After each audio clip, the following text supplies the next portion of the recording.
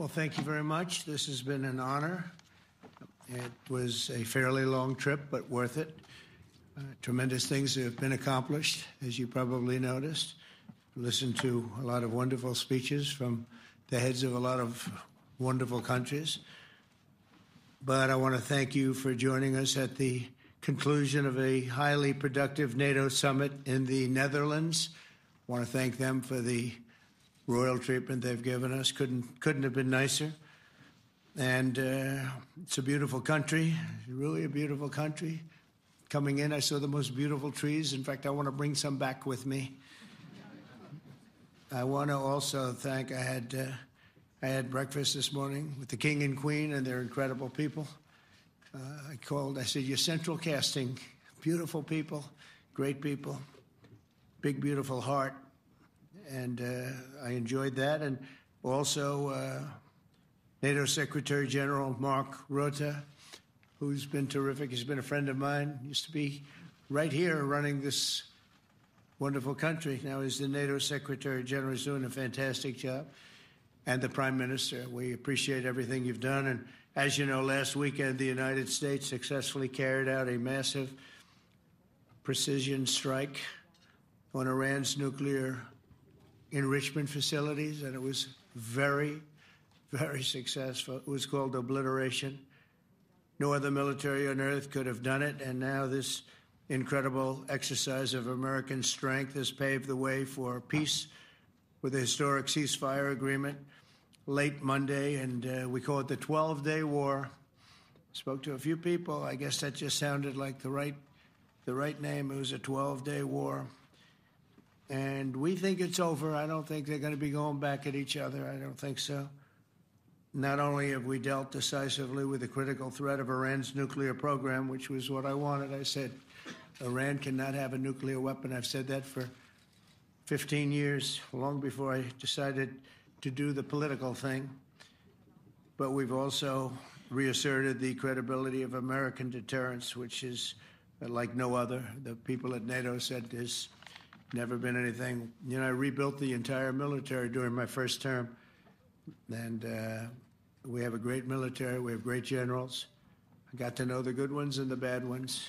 We kept the good ones. Over the past 2 days, I was honored to participate in the NATO leaders meeting and also had extremely good individual discussions with the King and the Queen, Secretary General Rutte, and the Prime Minister. Great discussions. Very knowledgeable people. Major focus of our conversations at the summit was the need for other NATO members to take up the burden of the defense of Europe, and that included the financial burden. As you know, it was 2%, and we got it up to 5%. And they said, a couple of them came up to me, one in particular said, sir, we've been trying to get it up to 3% for 20 years, and we haven't been able, and you got it up to 5%. So they're going to be, most of them, I guess almost all of them, are going to be contributing now 5%, a number that people are surprised at, but you need it today. The United States accounts for 2/3 of all NATO defense spending. And since I began pushing for additional commitments in 2017, believe it or not, our allies have increased spending by $700 billion. I said to people, you don't have any money, and a lot of them weren't paying. And so I started the process, and I picked it up as soon as I got back, which is 6 months ago. And following my election last November, almost all have accelerated plans to reach the 2%, 3%, 4%, and then ultimately, very quickly, 5%. And all of this is going to be done very quickly, almost immediately. You probably know this as well as I do. I'm sure they've been talking about it. It's really been a big focus. In a very historic milestone this week, the NATO allies committed to dramatically increase their defense spending to that 5% of GDP, something that no one really thought possible. And they said, you did it, sir, you did it. Well, I don't know if I did it, but I think I did.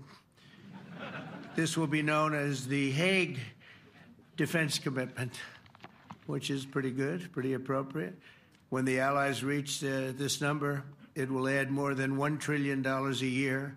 Think of that, $1 trillion per year to our common defense. And this is a monument really to victory, but it's a monumental win for the United States, because we were carrying much more than our fair share. It was quite unfair, actually. But this is a big win for Europe and for actually Western civilization.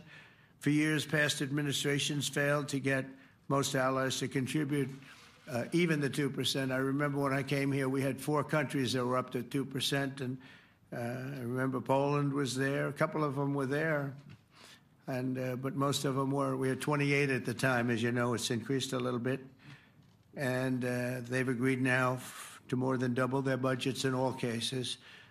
And Europe stepping up to take more responsibility for its security will help prevent future disasters like the horrible situation with Russia and Ukraine, and hopefully we're going to get that solved.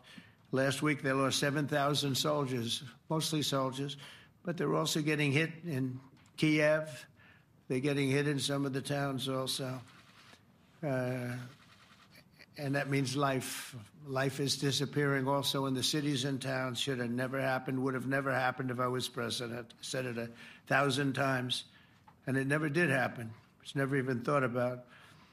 But it's vital that this additional money be spent on very serious military hardware, not bureaucracy, and hopefully that hardware is going to be made in America because we have the best hardware in the world. You saw that where 14 missiles were shot at us the other day. And they were very nice. They gave us warning. They said, we're going to shoot them. Is 1 o'clock okay? They said, it's fine. And everybody was emptied off the base, so they couldn't get hurt except for the gunners. They call them the gunners. And out of 14 high-end missiles that were shot at the base in Qatar, all 14, as you know, were shot down by our equipment. Amazing stuff. Amazing that they can do. It's like shooting a bullet with a bullet. It's the same thing if you think about it. 14 out of 14, and they weren't even that surprised. I said, do you do that well often? They say, we pretty much do, sir. The Ukraine crisis has also highlighted the urgency of rebuilding our defense industrial base, both in the United States and among the allied nations. We cannot afford to be dependent on foreign adversaries for critical minerals. And as you know, we made a deal with Ukraine to take a vast amount of the land they have for minerals. We need it. And once again, I want to thank all of the people in the Netherlands, incredible people. It's a great place. And all of the NATO allies for the tremendous summit that we just had. A letter just came in, and a statement came in from the Atomic Energy Commission of Israel. And I just wanted, this is an official letter, and they're very serious people, as you know. The devastating U.S. strike on Fordo destroyed the site's critical infrastructure and rendered the enrichment facility totally inoperable. It was devastated. We assess that the American strikes on Iran's nuclear facilities has set back Iran's ability to develop nuclear weapons for many years to come. This achievement can continue indefinitely if Iran does not get access to nuclear material, which it won't. It's so sad that that whole thing had to go. But I just want to thank our pilots. You know, they were maligned and treated very bad, demeaned by fake news CNN, which is back there, believe it or not, wasting time, nobody's watching them, so they're just wasting a lot of time, wasting my time. And the New York Times, they put out a story that, well, maybe they were hit, but it wasn't bad. Well, it was so bad that they ended the war. It ended the war. Somebody said in a certain way, you know, that it was so devastating, actually. If you look at Hiroshima, if you look at Nagasaki, you know, that ended a war too. This ended a war in a different way, but it was so devastating. Also, they have, out of Dubai, just came that Iran's foreign ministry spokesman, this is Iran's foreign ministry, says its nuclear installations were very badly damaged by the American strike. So what bothered me about these reports with fake reports put out by the New York Times, failing, I call it the failing New York Times because it's doing terribly. Without me, it would be doing no business at all. But, and by fake news, CNN and MSDNC, all of these terrible people, you know, they have no credibility.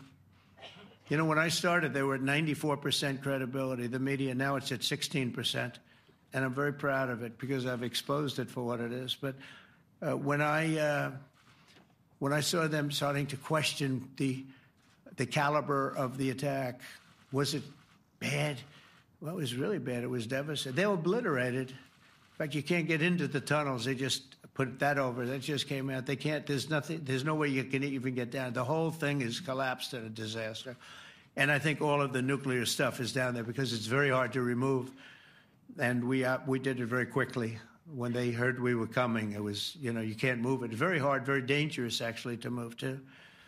And they also knew we were coming, so I don't think too many people want to be down there knowing we're coming with the bunker busters, as we call them. We're the only ones that have them. We have the best equipment, best nuclear equipment, and we have the best equipment in the world. And by the way, we can't forget our submarine, which was out there, submarines actually, but submarine was out there. We shot 30 rockets into an area, every single one of them. I think it was almost 400 miles away, I think, Pete, right? 400 and long. It was in the ocean, long ways away. And we shot a total of 30. Every single one of them hit within 9 inches from where it was supposed to be. It took out a lot because we didn't do just 4, though. We did 2 others in addition, which hadn't been completely destroyed. So we hit them with a submarine from hundreds of miles away. Amazing, just amazing equipment.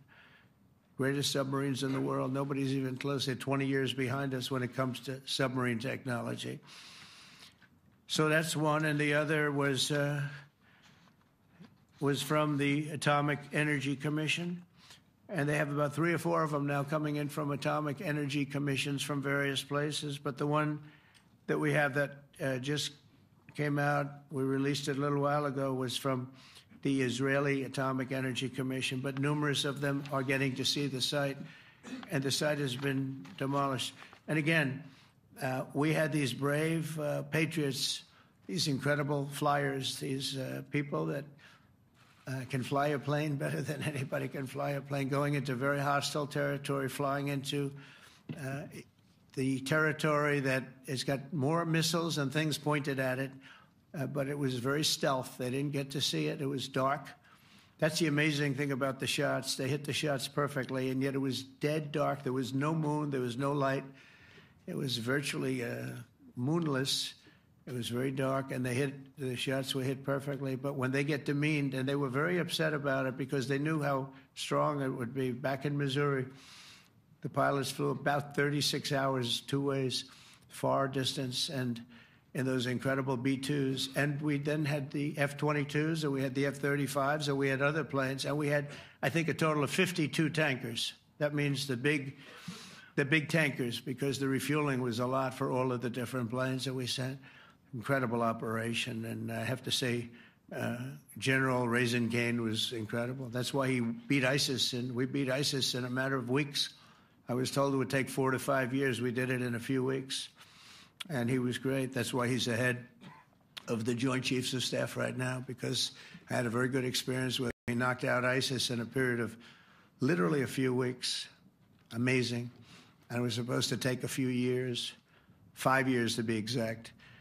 So we had a great victory there, and we then came here, and I think we had a great victory here. But this is an ongoing project. This is the safety of Europe, the safety of the world. And they've raised it from 2% to 5%, something which nobody, and you're talking about over $1 trillion a year. So we're talking about a lot of money coming in from countries that we're not paying nearly enough to be effective. So I have, as you know, Marco Rubio with me, and Pete Hegseth, Secretary of State and Secretary of War. Should we say Secretary? You know, it used to be called Secretary of War. Maybe for a couple of weeks we'll call it that because we feel like warriors. It used to be called Secretary of War. In fact, if you look at the old building next to the White House, you can see where it used to be Secretary of War. Then we became politically correct, and they called it Secretary of Defense. I don't know, maybe we'll have to start thinking about changing it, but we feel that way. Do we have any questions, please? Wow. That's a lot of questions. Who's a nice person? Oh, you're not a nice person, but I'll let you ask one. Go ahead. What's he going to ask? He is not nice at all. I know him well. Thank you, Mr. President. Yeah. Thank you for taking the time before flying home. You just said you believe the conflict between Israel and Iran is over. What makes you so confident it is? And what do you do if it isn't? Because I dealt with both, and they're both tired, exhausted. They fought very, very hard and very viciously, very violently, and they were both satisfied to go home and get out. And can it start again? I guess someday it can. It could maybe start soon. I think a big telltale sign was when, as you know, Iran somewhat, by not much, violated the ceasefire. And Israel had the planes going out that morning, and there were a lot of them, 52 of them. And I said, you got to get them back. And they brought them back. They didn't do anything. They brought them back. It was very good. I thought it was amazing, actually. They have fought a hell of a war. They fought very hard. I think the war ended, actually, when we hit the various nuclear sites with the planes. And I just hope you people can give these pilots, these are the best pilots in the world. They're the best shots in the world. They call them shots. That's what they are. And wait a minute. And I just hope you can give them the respect they deserve, because they came home to fake news. And like, oh, gee, there was hardly any damage. The things are decimated. So, but I think, no, I think they're very much finished. I think Israel's going to get back to doing what they do, and I think that Iran's going to get back. You know, Iran has a huge advantage. They have great oil, and they can do things. I don't see them getting back involved in the nuclear business anymore. I think they've had it. They've been at it for 20 years, and I don't see that happening either. Now, if it does, we're always there. It won't be me. It'll be somebody else, but we're there. We'll have to do something about it. Yes, please, go ahead. Go ahead. Oh, fake news, CNN? Oh, yeah, here we go. Wait till you hear this question. You should really say how great our soldiers and our warriors are. I think everyone appreciates our soldiers and our warriors. I do have two questions for you, Mr. President. You just cited Israeli intelligence on these attacks. Earlier, you said U.S. intelligence was inconclusive. Are you relying on Israeli intelligence for your assessment of the impact of the strikes? No, this is also Iran made the statement. And it's also, if you read the document that was given, that Pete can talk about if you'd like, the document said it could be very severe damage, but they didn't take that. They said it could be limited or it could be very severe. They really didn't know, other than to say it could be limited or it could be very, very severe. And you didn't choose to put that because it was very early after. Since then, we've collected additional intelligence. We've also spoken to people who have seen the site, and the site is obliterated. And we think everything nuclear is down there. They didn't take it out. Okay, question? Please, go ahead. Go ahead. Yeah. Blue dress. Thank you so much, Mr. President. Yesterday, you said China can now continue to purchase oil from Iran. Yeah. Are you giving up on your maximum pressure campaign? Because there are sanctions right now. With who? On Iran. No, look, they just had a war. The war was fought. They fought it bravely. I'm not giving up. They're in the oil business. I mean, I could stop it if I wanted. I could sell China the oil myself. I don't want to do that. They're going to need money to put that country back into shape. We want to see that happen. No, if they're going to sell oil, they're going to sell oil. We're not taking over the oil. We could have, you know. I used to say with Iraq, keep the oil. I could say it here, too. We could have kept the oil. No, China is going to want to buy oil. They can buy it from us. They can buy it from other people. But you're going to have to put that country back into shape. It desperately needs money. Yeah. Yeah, please. Here we go. I'm picking the beauties today. Go ahead. Mr. President, Secretary General Rutte has described President Putin as an adversary, a threat, an enemy. Do you view him the same way? And in addition to that, you mentioned General Kane, your chief of staff, the chairman of the Joint Chiefs of Staff. General Kane. Yes. He has said that Mr. Putin has territorial ambitions beyond Ukraine. Do you view that in the same way? It's possible. I mean, it's possible. I know one thing. He'd like to settle. He'd like to get out of this thing. It's a mess for him. He called the other day. He said, "Can I help you with Iran?" I said, "No, you can help me with Russia."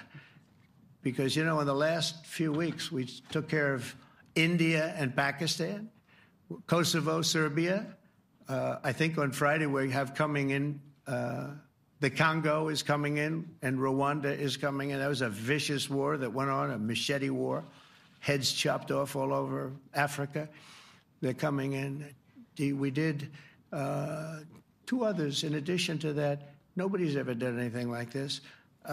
No, I consider him a person that's, I think, been misguided. I'm very surprised, actually. I thought we would have had that settled easy. I've settled 4 of them in the meantime. But he did call up, and he said, he's close to Iran. He'd like to help us get a settlement. I said, no, you help me get a settlement with Russia.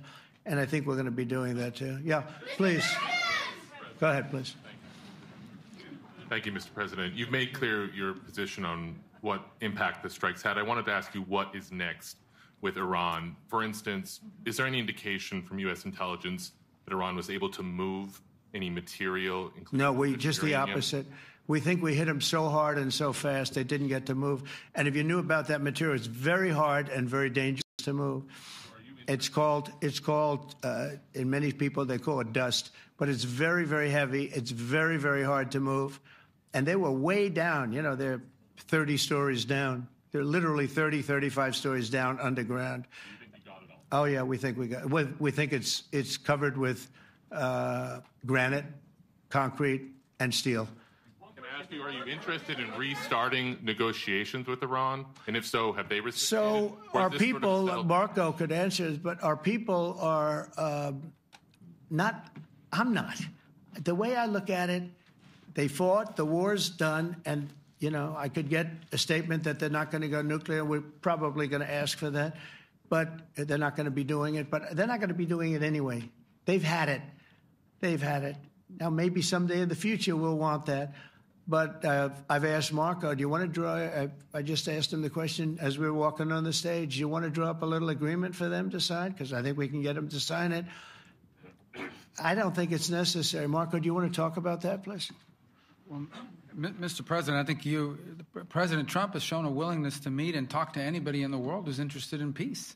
I don't know of any president that's been as willing as he has to meet with anyone and talk about peace. We'd love to have peaceful relations with any country in the world. And so obviously that'll depend on Iran's willingness not just to engage in peace, but to negotiate directly with the United States, not through some third country or fourth country process. But I know of no president, probably in our modern history, that's sought peace more than President Trump has. Sounds like the door is open, but you're in no rush. Is that right? Sounds like the door is open. I'll tell you what, look, we're going to talk to them next week with Iran. We may sign an agreement. I don't know. To me, I don't think it's that necessary. I mean, they had a war, they fought. Now they're going back to their world. I don't care if I have an agreement or not. The only thing we'd be asking for is what we were asking for before about we want no nuclear, but we destroyed the nuclear. In other words, that's destroyed. I said Iran will not have nuclear. Well, we blew it up. It's blown up to kingdom come. And so I don't feel very strongly about it. If we got a document, wouldn't be bad. We're going to meet with them, actually. We're going to meet with them. Yeah. Yeah, go ahead, please. Yes. Mr. President, Netherlands TV, thank you for visiting our country. Good. As I understood, thank you. I, of course, I'd like to know how you slept last night at the House of the King. Oh, I slept beautifully. But probably a more serious question. I think you just had a meeting with President Zelensky. Did you discuss any ceasefire in this Russo-Ukrainian? No. I wanted to know how he's doing. He was very nice, actually. We had little rough times sometimes. He was couldn't have been nicer. I think he'd like to see an end to this. I do. I think what I took from the meeting couldn't have been nicer, actually. But I took from the meeting that he'd like to see it end.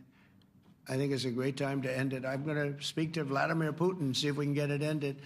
But look, these are brave people. They're fighting these wars all over the place. Last week they had, I guess, close to 7,000 young soldiers, Russian and Ukrainian soldiers were killed, 7,000 in 1 week. It's crazy. It's crazy. So I'll be speaking to Putin. No, I had a good meeting with with Zelensky, and I had a lot of good meetings. We had a lot of good meetings with a lot of people, a lot of great leaders. But he's fighting a brave battle. It's a tough battle. Yeah. Go ahead, white dress. Thank you. Ida Hallikainen from Finland, Ilta-Sanomat. Good. You have played golf with President Alexander Stubb. How do you see Finland as a NATO ally and partner, and how would you describe your relationship with our president? Well, he's a very good golfer, okay? In fact, he was on his college golf team. He went to a good college in the South, as you know, a very good college, and he was a good golfer. We had a good time. I think my relationship's great. I want to buy icebreakers. You know, you're very good at icebreakers. And I actually made him an offer. I didn't go to Congress. They'll try and impeach me for this. But there's an old, it's not old, it's fairly new, but it's used icebreaker. And I offered him about 1/3 of what he asked for. But we're negotiating. We need icebreakers in the U.S. And if we can get some inexpensively, I'd like to do that. Actually, they'll fix it up, make it good. Also, we may buy some icebreakers. You know, you're the king of icebreakers, that particular country. They make them good. They make them really good, and they know what they're doing. And so we're negotiating with them for about 15 different icebreakers. But one of them is available now. It's old, and it's, old. It's like 5-6 years old. Now we're trying to buy it. I'm trying to make a good deal. It's all I do my whole life. My whole life, that's all I do is make deals. Yeah, please. Go ahead. Sir, go ahead. Yeah, a question for NewsHour, Dutch TV. First of all, on Article 5, on your way here, you spoke about the commitment of the U.S. to Article 5, saying, I'll give you my definition once we're here. Yeah. What is your definition, and may the U.S. commitment to Article 5 change in case some of the NATO members do not reach the threshold that was discussed today? My second question is following up on a colleague on Iran. What intel reports do say that everything over there was obliterated? Yeah, well, there are numerous of those reports, and they're coming out fast and furious. But the most respected ones we've already seen. And I will say that on a very confidential basis, they're looking at the reports, like numerous reports, and including people going to the site and checking the site. And they're going to be having, I guess you're going to be having over the next couple of days a full, you're going to encapsulate it. But no, the site was obliterated, just like I said it was, and just like the pilots should be given credit for. As far as Article 5, look, when I came here because it was something I'm supposed to be doing, but I left here a little bit differently. I said, I watched the heads of these countries get up, and the love and the passion that they showed for their country was unbelievable. I've never seen quite anything like it. They want to protect their country, and they need the United States. And without the United States, it's not going to be the same. And you can ask Mark, or you can ask any of the people that were there. It was really moving to see it. They love their country. They were so respectful of me because I'm the head of the United States. And I made, the King of Saudi Arabia, when I was in the Middle East, so I was in Qatar for a different reason, not a reason to get shot at. We were in there for economic development reasons, Qatar, UAE, and Saudi Arabia. All three leaders of those countries, and we took back $5.1 trillion into the United States. All three leaders said, you're presiding over the hottest country in the world. The United States right now is the hottest country. Everybody wants to be there. Everybody wants a piece of it. He said, a year ago, your country was dead. You had a deadhead running it. You had a country that was dead, and it was dead. You had people pouring through the borders. You had inflation. You had everything. He said, you've made it in 5 months at that time. You've made it the hottest country. This is the hottest country in the world. The United States right now is the hottest country in the world. And when I was around that table, it was a nice group of people, many of whom I knew from previous. When I saw the passion they had for the country, almost everyone, and you probably have the tapes, it was very public, but almost every one of them said, thank God for the United States. Without the United States, they couldn't really have NATO. It wouldn't work. It wouldn't work. It will in the future because now they're paying much more money. But it wouldn't work. It was great. And I left here differently. I left here saying that these people really love their countries. It's not a ripoff. And we're here to help them protect their country. Okay, we'll do one or two more. Thank you, Mr. President. Yeah. A question on Spain. Are you satisfied with today? Oh, I think Spain's terrible what they've done. No, I do. They're the only country that won't pay the full up. They want to stay at 2%. I think it's terrible. And, you know, they're doing very well. The economy is very well. And that economy could be blown right out of the water with something bad happening. You know, Spain is the only country that... Are you from Spain? Yeah. Good, congratulations. You're the only country that is not paying. I don't know what the problem is. I think it's too bad. So we'll make it up. You know what we're going to do? We're negotiating with Spain on a trade deal. We're going to make them pay twice as much. And I'm actually serious about that. We're going to make Spain... I like Spain. I have so many people from Spain that it's a great place and they're great people. But Spain is the only country out of all of the countries that refuses to pay. And, you know, so they want a little bit of a free ride. But they'll have to pay it back to us on trade because I'm not going to let that happen. It's unfair. It's unfair to NATO. All right, sir, please. Go ahead, right in the back. Yeah, you, tall one. The tall man. Mr. President, Johannes Petra from Austrian National Television. How are you? You once said that you would end the Ukraine war in 24 hours. You later said that sarcastically. Well, of course it was sarcastic. But you've now been in office for 5 months and 5 days. Why have you not been able to end the Ukraine war? Because it's more difficult than people would have any idea. Vladimir Putin has been more difficult. Frankly, I had some problems with Zelensky. You may have read about him. And it's been more difficult than other wars. I mean, look, we just ended a war in 12 days that was simmering for 30 years, frankly. We ended Rwanda and the Congo. It's coming to sign the documents. We've already signed basic documents, but they're coming, I think, to the White House on Friday. We ended Serbia was going to go at it. But maybe the most important of all, India and Pakistan. And that wasn't whether or not they may someday have nukes like we're talking about in the Middle East, like we're talking about with Israel and Iran. This is they have nuclear weapons. I ended that with a series of phone calls on trade. I said, look, if you're going to go fighting each other, it was getting very bad. You know how bad that last attack was. It was really bad. If you're going to go fighting each other, we're not doing any trade deal. No, you have to do a trade deal. I said, we're not doing any trade deal. And in fact, I had the general, who was very impressive. The general from Pakistan was in my office last week. You know, Prime Minister Modi is a great friend of mine. He's a great gentleman. He's a great man. And I got them to reason. I said, we're not doing a trade deal if you're going to fight. And if you're going to fight each other, we're not doing a trade deal. And you know what? They said, no, I want to do the trade deal. We stopped the nuclear war. Go ahead. Go ahead, Jeff. Here's another beauty, Jeff. He's a beauty, all right. Go ahead. Mr. President, to follow up on Ukraine, will the United States contribute any more money to Ukraine's defense this year to the $5 billion that allies are giving? And one question, you had another meeting with the Dutch opposition leader, Mr. Wilders. Can you tell us about that meeting? And are you upset about his anti-Muslim stance? I'm not upset about it. It's just his view. He's unhappy with the way things are going in this country and various countries. He was an opposition leader. And I was asked to meet with the opposition leader by the people that are running. I think they have some deal where if you have a meeting, you're supposed to meet with an opposition leader. I said, that's strange. We don't do that. But I met with I didn't know him. He seemed like a very nice guy, but he's in opposition to the current people, and that was set up by the current people. So I assume when I met with the prime minister, you're supposed to meet with the opposition.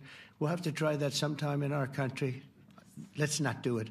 But I thought he was very good. As far as money going, we'll see what happens. There's a lot of spirit. Look, Vladimir Putin really has to end that war. People are dying at levels that people haven't seen before for a long time. Go ahead. Go ahead. White shirt. Oh, she's all excited. So, BBC News Ukrainian. Where are you from? I'm from Ukraine. Oh, so my question to you is whether or not the U.S. is ready to sell anti-air missile systems Patriot to Ukraine. We know that Russia has been pounding Ukraine really heavily right now. Are you living yourself now in Ukraine? My husband is there. Wow. And I can see you're very, it's amazing. And me with the kids, I'm in Warsaw actually, because he wanted me to be. Is your husband a soldier? No? He is. He's there now? Yeah. Wow. That's rough stuff, right? That's tough. And you're living here? In Warsaw. And you're a reporter? I am. Good. So let me just tell you, they do want to have the missiles, okay, as they call them, the Patriots. And we're going to see if we can make some available, They're very hard to get. We need them too. We were supplying them to Israel, and they're very effective, 100% effective. Hard to believe how effective. And they do want that more than any other thing, as you probably know. That's a very good question, and I wish you a lot of luck. I mean, I can see it's very upsetting to you. So say hello to your husband, okay? Thank you. Go ahead. Thank you. Thank you, Mr. President. You were criticizing... Where are you from? Bloomberg News. Oh, Bloomberg. That's wonderful. You were criticizing the Federal Reserve Chair before coming to this summit. Yeah, I think he's terrible. I was wondering if you've begun interviewing different candidates for the Fed pick. Yeah, I know within 3 or 4 people who are going to pick. I mean, he goes out pretty soon, fortunately, because I think he's terrible. We have no inflation. We have a tremendous economy. Hundreds of billions of dollars of tariff money is pouring in. Factories are being built because they don't want to pay the tariffs, so they're building them all over the country. I think we're close to $15 trillion. I told you $5.1 trillion from the Middle East alone, but of investment money coming in. There's never been anything like that in the history of our country. But we have no inflation. And we have borrowing because Biden, stupidly, they did short-term debt. So we have borrowing coming up.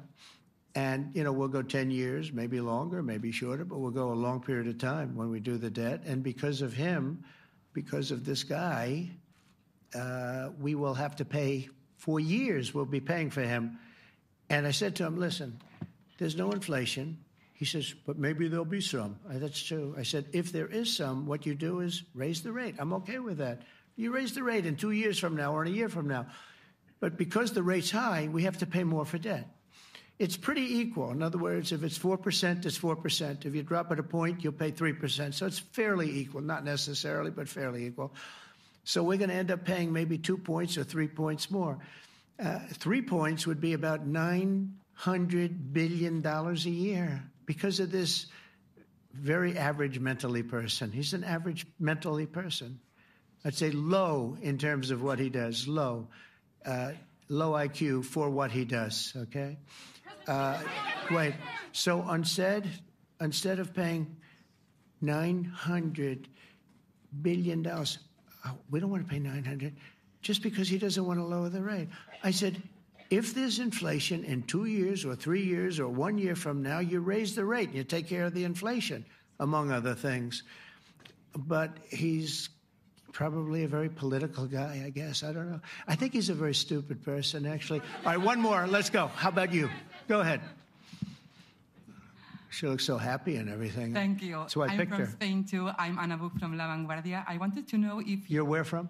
Spain, too. Ah. I wanted to know if you want to... That's the Spain corner right there. I shouldn't have said that. That's okay. I do like Spain, by the way. I think it's unfair that they're not paying, but go ahead. Are you going to negotiate directly with Spain about... I'm going to negotiate directly with Spain. I'm going to do it myself. They're going to pay. They'll pay more money this way.